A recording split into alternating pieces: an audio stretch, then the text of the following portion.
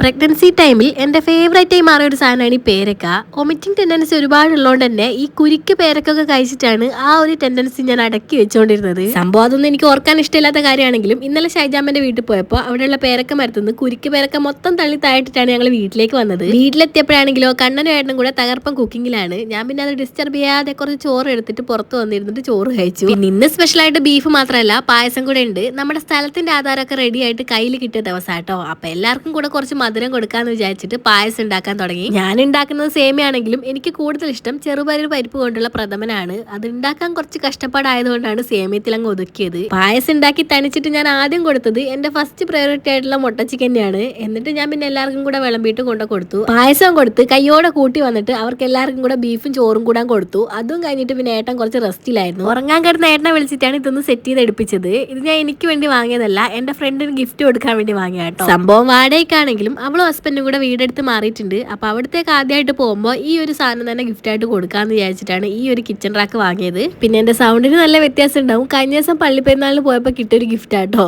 എന്താണെങ്കിലും നമ്മൾ ഈ സാധനങ്ങളൊക്കെ വാങ്ങിയതല്ലേ, നമ്മുടെ കിച്ചണിലും കൂടെ ഒന്ന് സെറ്റ് ചെയ്യാന്ന് വിചാരിച്ചിട്ട് ഈ ഒരു റാക്ക് എടുത്തിട്ട് നമ്മുടെ കിച്ചണിൽ കൊണ്ടുവച്ചു. ടൈമില്ലാത്ത പാത്രമൊക്കെ കഴുകി വെള്ളത്തോടെ വെക്കുന്ന സമയത്ത് ആ വെള്ളം ഒഴുകി പോകാൻ വേണ്ടിയിട്ട് ഇതിനകത്തൊരു ഓവുചാല് പോലത്തെ സെറ്റപ്പ് ഉണ്ട്. ആ ഒരു സാധനം നമ്മുടെ വാഷ് ബേസിനോട് ചേർന്ന് വെക്കുകയാണെങ്കിൽ പാത്രം കഴുകി വെക്കുമ്പോഴുള്ള വെള്ളം അതിലങ്ങ് ഒഴുകി പോകും. ഒരുപാട് വെള്ളമൊന്നും കെട്ടി നിന്നിട്ട് വേസ്റ്റ് ആവൂല. എന്താണെങ്കിലും ലിങ്ക് മോളായിട്ട് ടാഗ് ചെയ്ത് കൊടുക്കുന്നുണ്ട് കേട്ടോ.